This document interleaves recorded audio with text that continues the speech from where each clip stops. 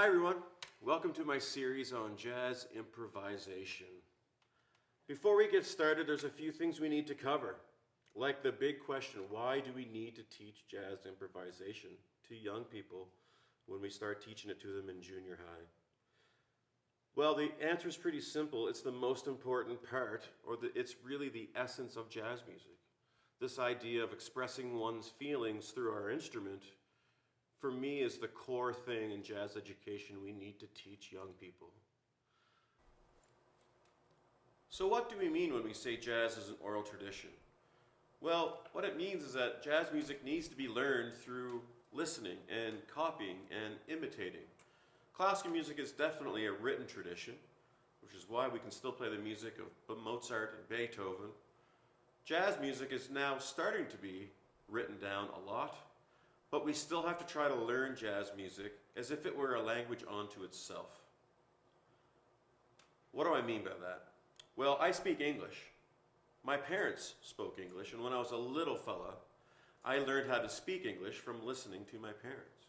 Jazz music is also a language, so we need to listen to it being spoken by the greats.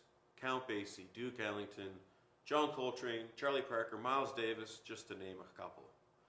So listening and imitating is an essential part of what we do in jazz music. Therefore, it's an oral tradition. We pass on the tradition through sound rather than writing it out.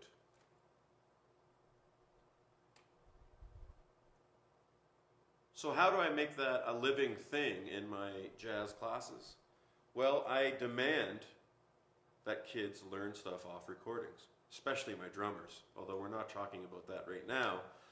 I make all my kids make sure they listen and try to sound like the recording. So when we're doing a Count Basie tune like Hey Burner, I'm always putting that recording on to make sure the kids are trying to sound like that recording. Will they ever sound exactly like Count Basie? Will a student ever sound exactly like Miles Davis? No, they won't, as much as they try. But we sure should be able to understand that they are influenced by those people. So when I go and listen to a young group play jazz music, I'm listening for something that Miles said, or I'm listening for something that Charlie Parker said, to give me evidence that the kids have listened and then translated that listening into playing jazz music.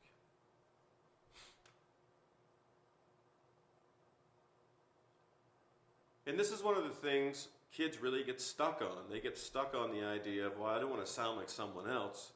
And yes, you do. You really need to sound like someone else. Just like when you were little, you sound just like your parents. You laugh at the same things. You might have some of the same little things that you say, or the accent that your parents use is the same.